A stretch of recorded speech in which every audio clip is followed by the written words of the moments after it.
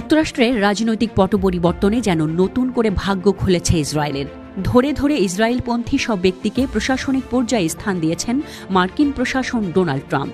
ক্ষমতায় এসেই তেল আবিবের কাছে একে একে পৌঁছে দিতে শুরু করেছেন বাইডেনের আটকে দেয়া সামরিক সহায়তা।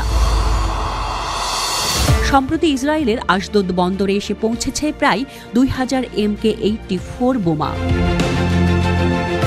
আন্তর্জাতিক গণমাধ্যমগুলোর তথ্য মতে বিশ্বের সবচেয়ে বিপজ্জনক বোমাগুলোর মধ্যে একটি এই MK-84 বোমা।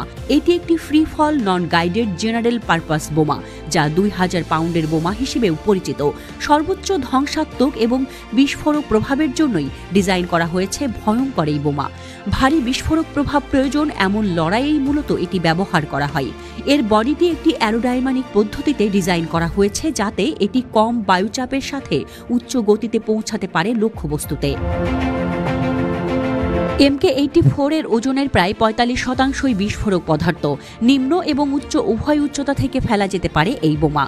F-15E, F-16 এবং F-111F এর মতো যুদ্ধবিমানগুলোতে ব্যবহার করা হয় এটি।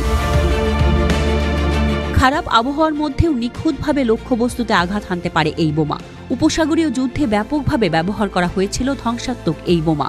জরিপ অনুযায়ী আনুমানিক সংখ্যা ছিল 12,000-এরও বেশি। এগুলোর বেশিরভাগই ফেলা হয়েছিল ইউএস এয়ারফোর্সের যুদ্ধবিমান থেকে।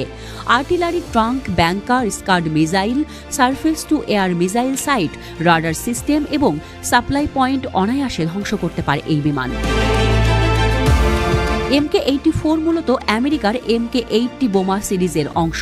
এটি 1950-এর দশকে বিকশিত হয়েছিল।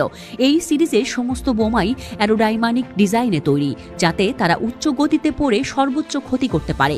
এই বোমাগুলি বিস্ফোরণ, গর্ত তৈরি এবং খণ্ডিতকরণের জন্য পরিচিত।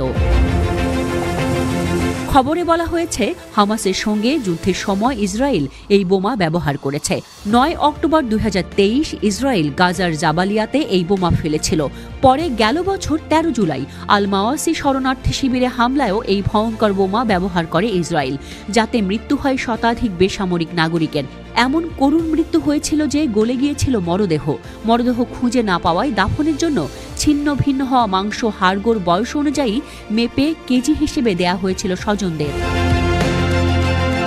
এবার এই বোমা দিয়ে পশ্চিম তীরে এই অমানবিকতা চালাবে নেতানিয়াহু প্রশাসন, এমনটাই শঙ্কা বিশ্লেষকদের।